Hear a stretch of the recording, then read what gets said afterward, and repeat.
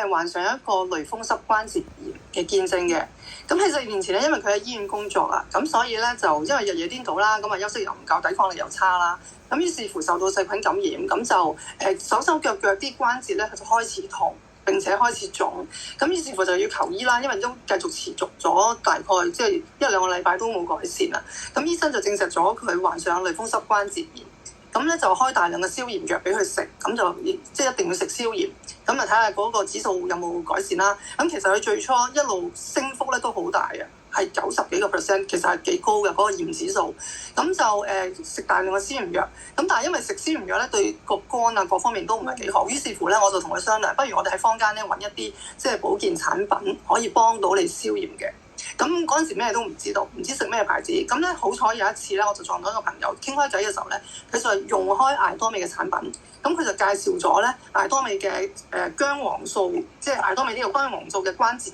健康片俾我啊。咁就係即係鏡頭呢一個睇唔睇到啊？咁咧佢就係咁樣嘅開咗出嚟之後咧，咁佢咧個啡色咧就係消炎，咁個白色咧就係幫助個軟骨組織嘅。咁我妹咧一開始即係好快就已經服用啦，咁就朝頭早就食2粒呢一個消炎先嘅，跟住到中午咧佢就食2粒呢一個軟骨素，咁就持續咗大概其實係1個月左右嘅啫，唔係好耐。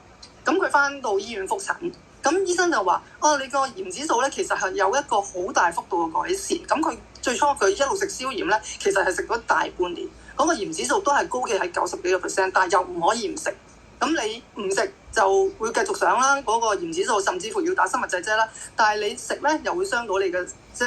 係臟，即係肝臟啊咁樣。咁我佢喺服用咗1個月之後咧，去醫生度覆診。咁其實嗰個幅度咧係大幅跌咗咧，係跌到去10幾個%啊！咁佢由90幾個%嘅炎指數咧跌到去10幾未到20嘅嗰個指數。咁於是乎咧，佢就覺得咧原來艾多美嗰個薑黃素嗰個消炎作用咧係非常之高啊！咁期間咧佢仲加埋羅麗果汁啦，咁就係佢係用呢一隻羅麗果汁，艾多美嘅羅麗果汁，咁又係消炎作用非常之高嘅。咁佢每日咧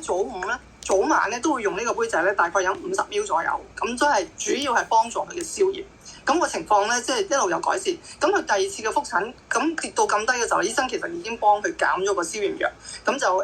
減咗一個即係幅度嘅消炎藥啦。咁佢再食多3個月，佢發覺佢個自己啲手手腳腳都唔錯喎，即係個改善情況幾好。佢自己咧就夜晚嘅消炎藥咧都已經唔再食啦，咁淨係食朝頭早起身食1次，咁佢就已經用薑黃素同埋軟骨素同埋個羅麗果咧去幫佢自己嘅身體改善。咁而家大概維持到個炎症都係大概係10個% 左右啦。咁其實已經好好，咁影響唔到生活，咁啊扭毛巾啊各方面都係冇問題啦。最初係有問題嘅，咁最近咧佢就食埋呢一個RT 之魚入院。咁佢其實係想減肥或者去一啲血脂啊各方面，但佢食完之後咧，佢就發覺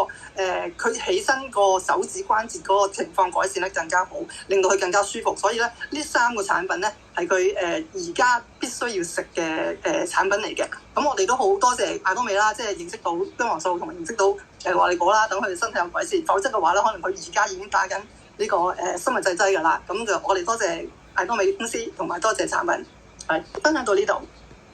好多謝Fanny分